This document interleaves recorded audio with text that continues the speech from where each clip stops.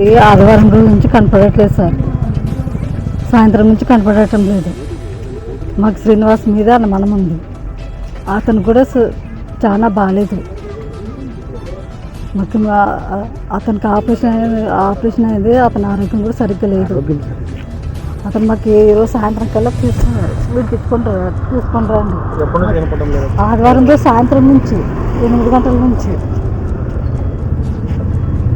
మా ఊరు బైచిగేరి, మా నాన్న ఎంపీటీసీ. ఆదివారం సాయంత్రం నుంచి కనపడడం లేదు. ఆయన పేరు శ్రీనివాసరావు అనే మీద, శ్రీనివాస ఆచార్య మీద అనుమానం ఉంది. అతనే ఎక్కించుకొని పోయినాడు. మా నాన్నకు హెల్త్ బాగాలేదు. మా నాన్న నాకు కావాలి, ఈరోజు సాయంత్రం కావాలి. జరిగితే మీదే బాధితుడు శ్రీనివాసే.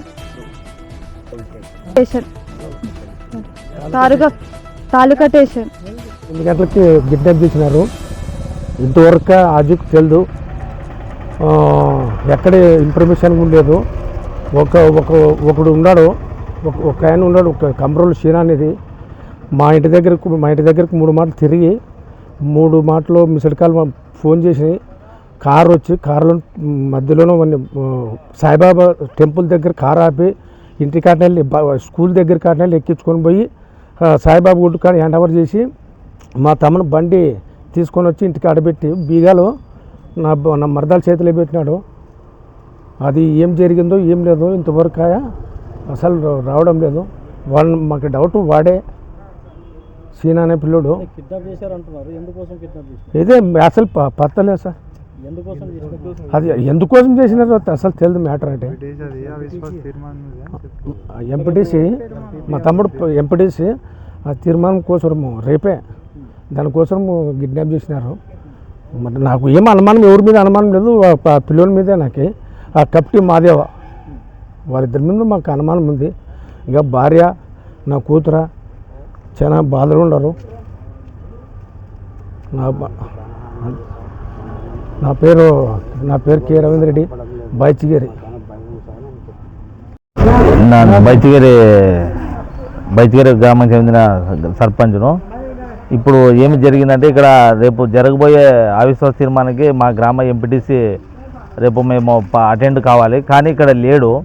ఒక పార్టీ వాళ్ళు ఆయన్ని తీసుకుపోయి ఎక్కడ పెట్టినారో తెలియదు. నేను ఏమంటానంటే, ప్రజాస్వామ్యంలో ఇది మంచిది కాదు. దీన్ని అపహాస్యం చేసినట్లయితుంది. ఎందుకంటే ప్రజాస్వామ్యంలో ఓటమి గెలుపులు మామూలే ఇవన్నీ. దాన్ని మీరు వేరే రకంగా తీసుకొని వాళ్ళ కుటుంబము, భార్య, పిల్లలు చాలా ఇబ్బంది పడుతూ ఉన్నారు.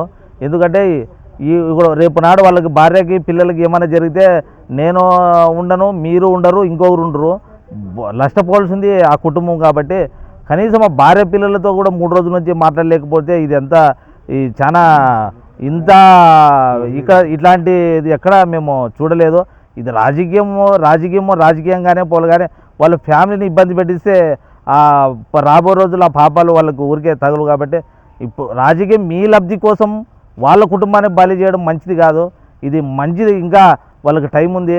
ఇంకా వాళ్ళ భార్య పిల్లలతో మాట్లాడించి వాళ్ళ కుటుంబాన్ని కాపాడించవలసిన బాధ్యత మీదే. కాబట్టి మీరు ఎంత తొందరగా వాళ్ళ కుటుంబ సభ్యులతో మాట్లాడిస్తే కూడా అంత బాగుంటుంది. ఇది మంచిది కాదని కూడా నేను తెలియజేస్తున్నాను.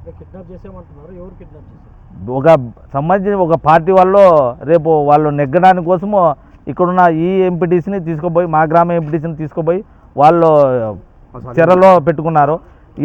దీనివల్ల స్ట్రగుల్, ఆ ఫ్యామిలీ ఇబ్బంది పడుతూ ఉంది. ఆ భార్య, ఆయనకు ఒకటే కూతురు. మొన్న 3 నెలలు రీసెంట్గా ఆయనకు ఆపరేషన్ జరిగింది.